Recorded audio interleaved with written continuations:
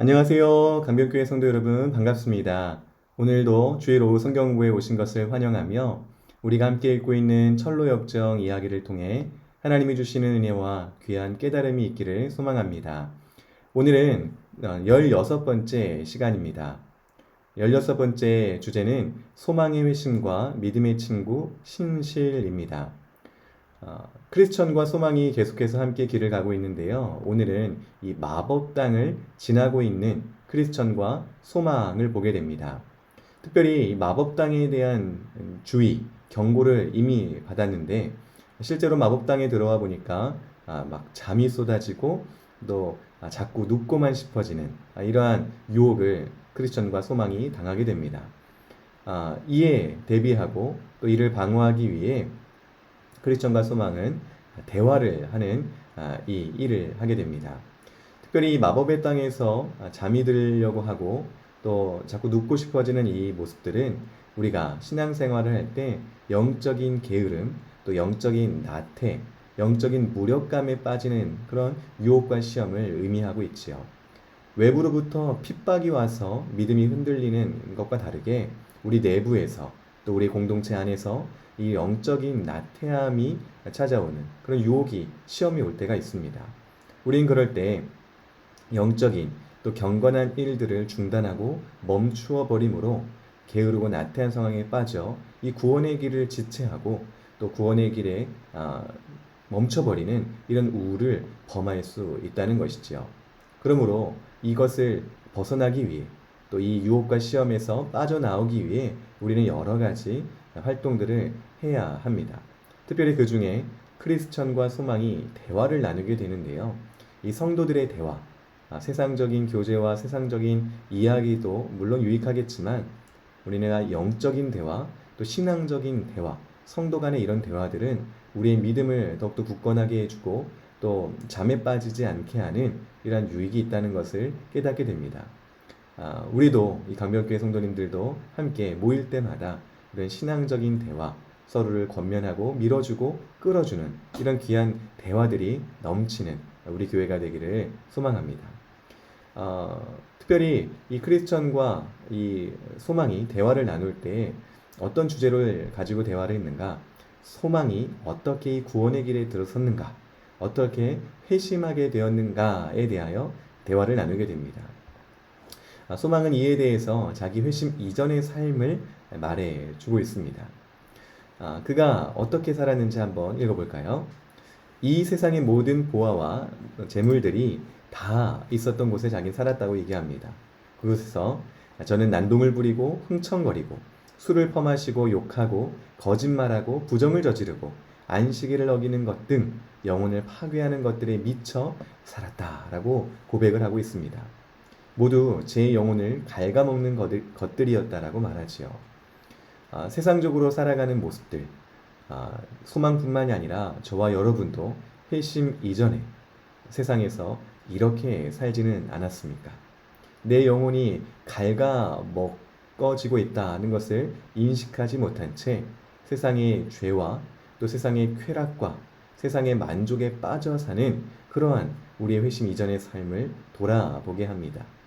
자, 그런데 이런 모습 속에서 어떻게 이 소망이 변하게 되었는가? 그것은 이전에 크리스천과 함께 그 마을을 방문했던 신실의 순교 덕분이었습니다. 성도의 죽음을 본 후 이 소망이 자기의 삶이 뭔가 잘못되었다라는 인식을 갖기 시작한 것이죠. 첫 번째 그 회심의 단계로서 죄를 깨닫는 이러한 일들이 소망에게 있었습니다. 특별히 그는 자기의 삶이 잘못되었다는 것을 이 말씀을 통하여서 깨닫게 되는데요.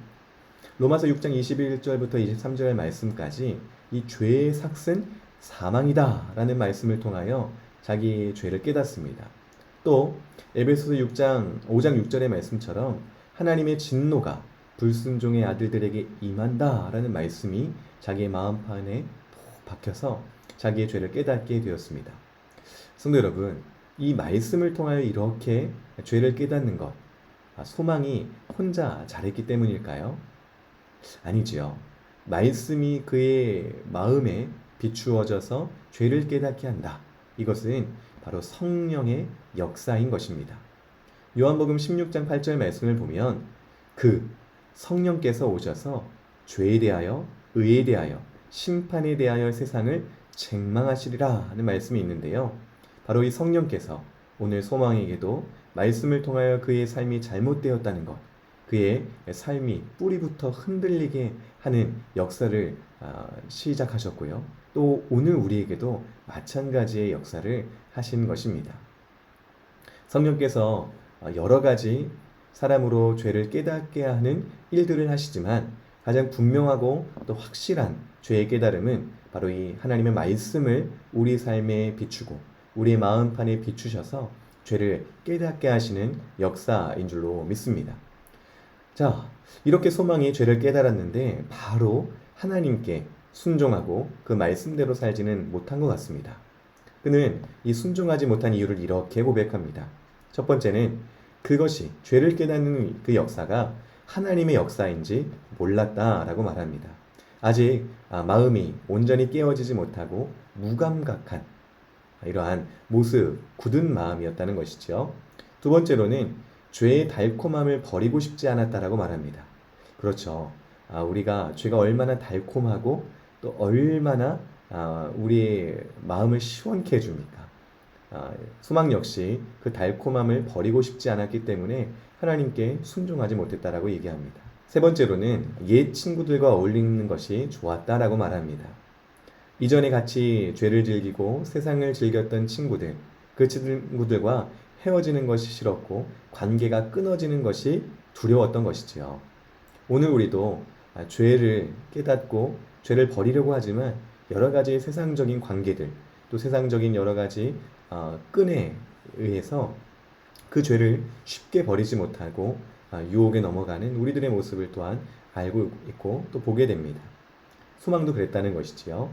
또 마지막으로 죄의 의식이 괴로웠다라고 말합니다. 자기의 양심과 자기의 마음을 계속해서 성령께서 찌르시고 말씀이 찌르는데 그것이 너무나 괴로워서 거기로 나아가지 못했다는 것입니다. 그래서 피해 보려고 하고 벗어나 보려고 많은 노력을 했던 것이지요. 하지만 이런 소망을 하나님께서는 포기하지 아니하시고 계속해서 그에게 은혜를 주셨습니다. 결국 이 죄를 깨닫는 것으로부터 다음 단계로 소망을 이끄시지요. 두 번째 단계는 바로 심령의 낮아짐의 상태였습니다. 이제 죄를 깨달은 소망은 그 죄를 떠나려는 노력을 하기 시작합니다. 그래서 여러 가지 관계들도 끊어보고 또 종교적인 의무에 충실해 보기도 하고 결국 율법을 지키는 노력에 매진하게 되었지요. 하지만 그에게 돌아오는 것은 무엇이었다고 고백하지요? 영적인 무능 상태에 대한 인식뿐이었습니다. 율법을 지켜서 구원을 얻어보려고 노력했지만 그러지 못했다는 것입니다. 그 이유가 있는데요. 그 이유는 바로 율법의 행위로는 의롭다 하심을 얻을 육체가 없다는 사실 때문입니다. 율법을 지키려고 노력했지만 결국 자기의 부족함, 자기의 연약함, 또 율법의 몽둥이로 맞는 이러한 비참한 상태에 있다는 것을 깨닫게 되었다는 것입니다. 청교도들은 이러한 우리의 영적인 낮아짐, 심령의 낮아짐의 상태를 겸비의 상태라 설명하였습니다. 영적인 가난 상태, 파산 상태가 바로 이 겸비의 상태인데요. 바로 나의 행위로는 절대 구원을 얻을 수 없다는 사실을 깨닫는 상태를 말합니다. 그런데 왜 이 심령의 낮아짐의 상태가 필요한 것이죠? 바로 심령의 낮아짐의 상태가 없다라면 참된 구원의 길을 바라보지 못하고 걷지 않고 또 우리의 구원의 유일한 구주 예수 그리스도를 바라보지 않기 때문입니다. 출애굽기에 놋뱀 사건이 있는 것을 아시지요? 하나님께 불순종하여 불뱀에 물려 사람들이 막 죽어나가는 상태에 빠졌습니다. 그런데 하나님께서는 모세를 통하여 진중에 가운데에 놋뱀을 만들어 달라라고 하셨습니다. 그리고 그것을 보는 자는 살리라 말씀하시지요. 자, 근데 사람들은 두 부류로 나눴습니다. 과연 그 놋뱀을 보는 것이 나에게 무슨 소용이 있는가? 하며 자기의 천막 속에서 죽어간 사람들이 있었고요. 반대로 그 노뱀을 하나님께서 달아놓으셨으니 그것을 보고 살리라 하는 이 마음을 가지고 실제로 보고 산 사람들이 있었던 것입니다. 왜 두 부류의 차이점이 발생했을까요? 그것은 오늘 이 부분을 통하여서 봤을 때 겸비한 자였는가 겸비하지 않은 자인가 이 차이인 것입니다. 자기 천막 속에서 노뱀을 보지 않고 죽어간 자들은 하나님의 구원의 필요성에 대해서 인식하지 못했습니다. 여전히 자기 힘으로 치료해 보려고 했고 여기에 여전히 자기 힘으로 살다가 그냥 죽어갔던 것이지요. 하지만 자기의 천막을 나와 기어가서 부축을 받아서 그 노뱀을 본 자들은 자기 힘으로는 자기의 어떠한 방법으로는 구원을 얻을 수 없다는 그 사실을 인식하고 오직 노뱀을 보는 자만이 살리라는 그 말씀에 의지하여 나아갔던 것입니다. 오늘 우리도 마찬가지입니다. 여전히 자기 힘으로 구원받아 보려고 하고 또 예수 그리스도의 필요성을 인식하지 못하는 자들은 자기 힘대로 살다 곧 멸망을 당하게 될 것입니다. 그러나 자기 힘으로는 구원을 얻을 수 없다는 것을 아는 자, 그리스도의 필요성을 인식한 자는 그리스도를 바라보고 그를 영접하고 살게 되는 것입니다. 오늘 우리는 이러한 영적인 가난 상태, 또 영적인 무능 상태, 그리스도의 필요성을 아는 사람들로 구원을 얻은 줄로 믿습니다. 다음으로 이 심령이 낮아진 자들이 드디어 그리스도를 영접하는 단계로 나아갑니다. 소망도 그리스도를 만났던 것이지요. 하지만 처음부터 그렇게 되진 않았습니다. 주님을 만나려는 기도, 주님을 만나기 위해 기도가 필요하다는 것을 신실로부터 듣고 기도를 시작하는데요. 한 번, 두 번, 세 번, 또 수백 번을 기도했지만 바로 예수님을 만나지는 못했습니다. 아직 구원의 길을 알게 되었지만 그 복음을 잘 이해하지 못하고 기다림의 시간이 좀 필요했던 것이지요. 하지만 그 기도를 통해서 더욱더 그리스도의 필요성을 강하게 인식하고 그리스도 앞에 엎드러졌을 때 하나님은 그를 만나 주셨습니다. 기다릴지라도 지체하지 않으시고 만나 주시는 하나님 말씀을 의지하여 기도하였을 때 드디어 약속대로 말씀대로 이 소망을 만나 주셨던 것이지요. 육신의 눈으로가 아닌 마음의 눈으로 그리스도를 만났다라고 고백합니다. 그리고 그분을 마음으로 영접하고 그분의 의를 덧입었다는 것이지요. 그때 소망이 어떤 상태가 되었습니까? 기쁨과 감격의 눈물이 흐르고 그리스도에 대한 사랑으로 충만해졌습니다.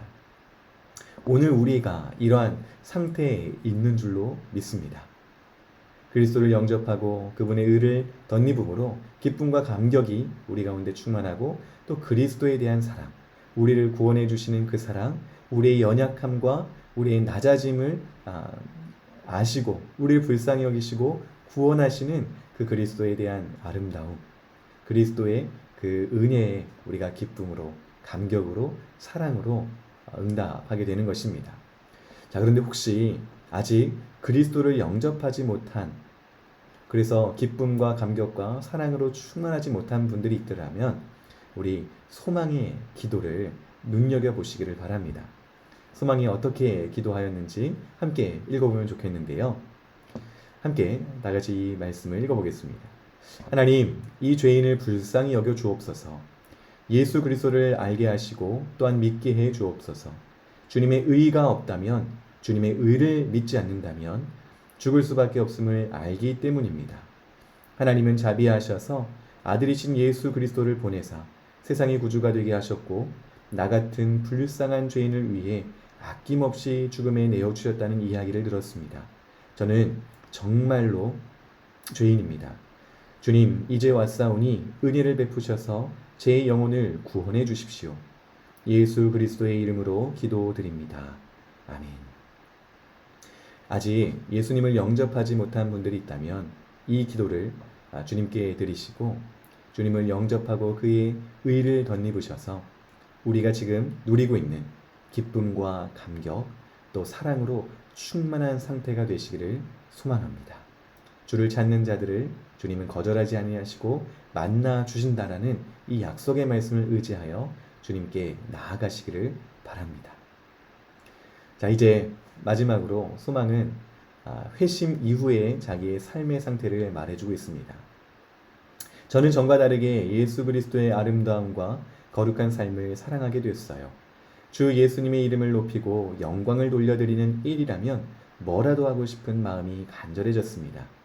주 예수님을 위해 온몸의 피를 단 한 방울도 남기지 않고 쏟아부을 수 있다고 생각했으니까요.